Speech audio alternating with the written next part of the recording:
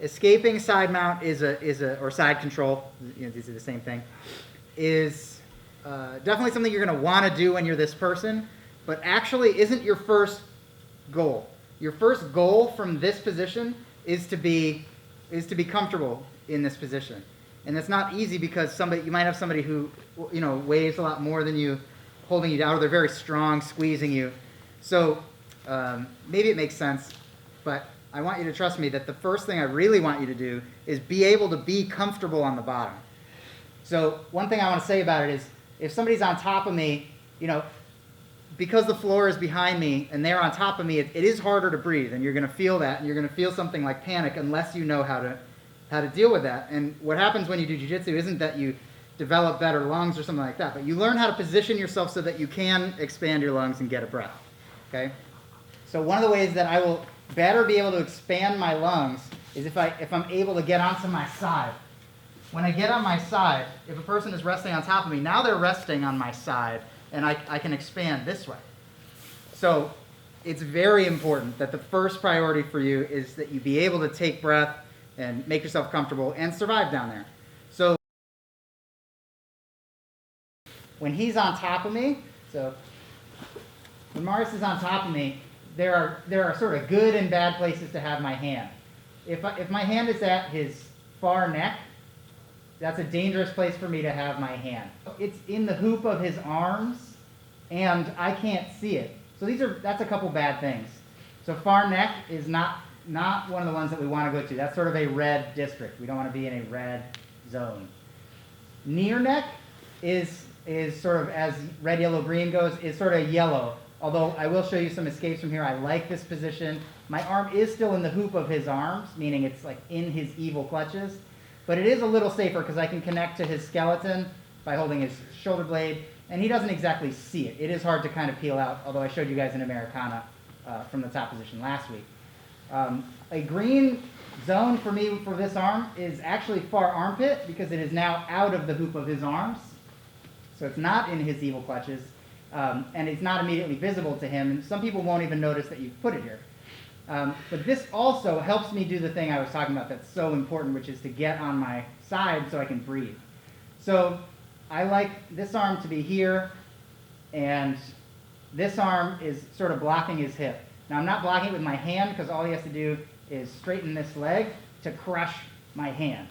So I don't want that to happen. So instead of having a crushable hand in his hip, I put my elbow into his hip.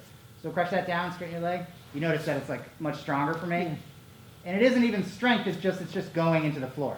It's just going through one bone, not through a bendable joint, but through one straight bone into the floor. So that's why this is the good position. So you can kind of, it's almost just like holding your person, but this is the hand position that you want to remember. Far armpit and right here. First I want to get on my side, like I said, and this is even before we think about the elbow escape, it's just getting comfortable. So I'm going to heel toe, this foot out, away from him. And then this foot off the ball of my toes, I'm going to push away and get my lower body on its side. So sit up for a sec.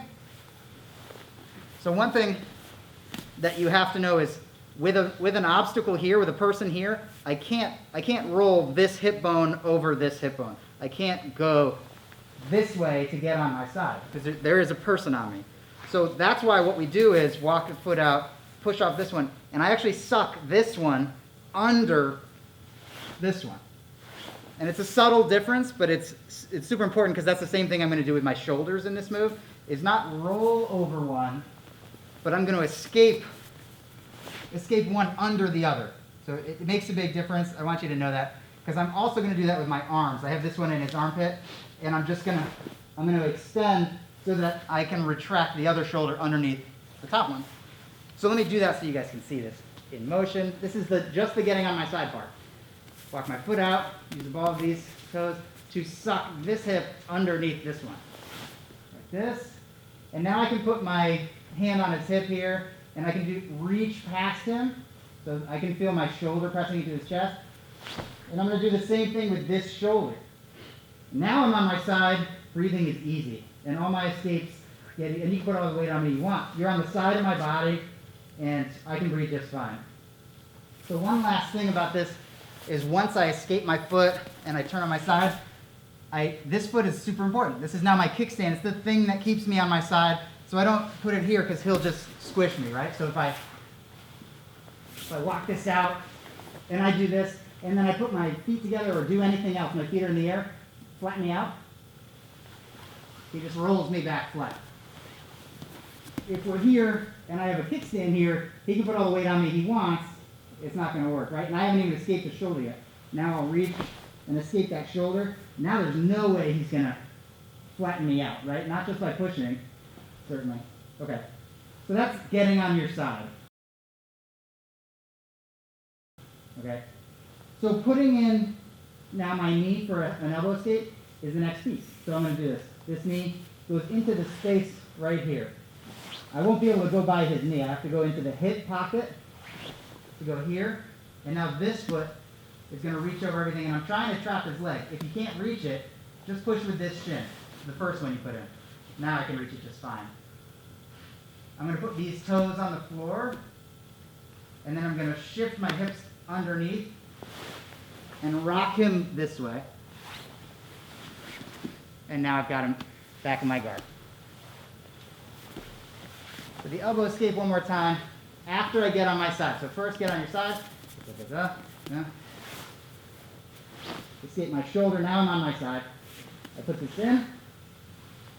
I step over. If I can't reach, I push with my shin. Now I can reach his leg. Toes on the ground. And then I don't just try to lift him with my legs, which I cannot do. Marius isn't even a giant guy. And I can't lift him over. I have to shift my hips back underneath him. Now easily roll him over. And you won't really sweep somebody all the way over. They will always catch themselves like he did. But that gives me the time to wrap my second leg around and do this. So last time, no talking.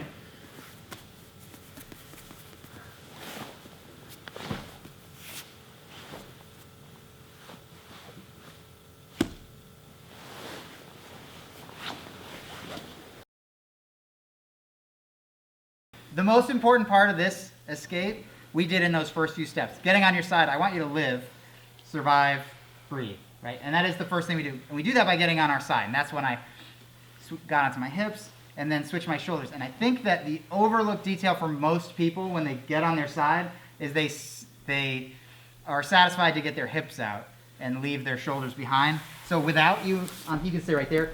But if I do this, but I'm still here, and I start elbow escaping, you know, this is very hard now because my shoulders are wrong. I need to have, Pedro Sauer says, one arm longer than the other. I need to have that one longer, if any, right? And I actually do find that a really good mnemonic for this, is that I'm on my side, okay? I got my hips on my side. That does help me to an extent, but not perfectly for my breathing. This is the moment my breathing really does get easier. My lungs are up here. So switching only your hips won't do it. And if you're having trouble switching your shoulders, try this. I'm on my side. My hands are where they go. This one's in here. This one's over here. My elbow's in the hip pocket. I walk this foot out. Okay, so hips first. I'm not seeing you guys have a major problem with this, but I am seeing people forego switching my elbows and trying to finish, switching my shoulders and trying to finish from here. When you get to this point and your hips are switched, just reach. When I reach past Marius, my shoulder makes contact with his chest, right? It's almost like I'm putting pressure on him even though I'm on the bottom.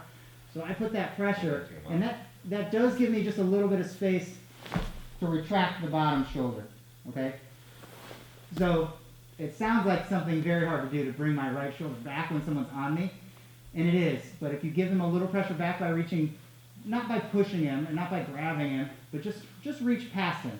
So it actually becomes easy to switch my shoulders. And now the crowbar part, which is sort of three things. It's my toes go to the ground. That's me putting the crowbar in. So toes go down. The crowbar is my right shin. Okay? So this goes down, but I can't skip to step 3, which is to rock him over from here, because it is hard to do. So I do want to get my hips in the mix. So my hips actually slide under him, so they're facing the ceiling again. So I'm belly up. So I put my crowbar down, and then I sort of set myself up for success. And then step 3 is to rock him using the crowbar. So that's my toes on the ground and my knee going up and over. This is what rocks him. And somebody mentioned this, and it's definitely true. This leg, over my leg, I can't put him in the guard if it's here. So, and I just use this little C grip to make sure that I end up with my leg around his legs. Cool, thank you. One of the things that we see a lot is like, you know, like people try to break dance outside mount a little bit, and they kick their legs in the air. But as long as my feet are floating, I'm losing the power that the floor offers me. I'm actually powerful off the floor here. So use the floor. Use the floor. If you watch Pedro Sauer, which I recommend, roll with his brown belts and black belts. There's some videos on YouTube. It's crazy. He's like, feet are always doing something, pushing off the floor, creating frames and supporting him, and like adding weight to the person by using the floor. So always use the floor, and if you remember nothing else, that's how to breathe, right? So good job, guys.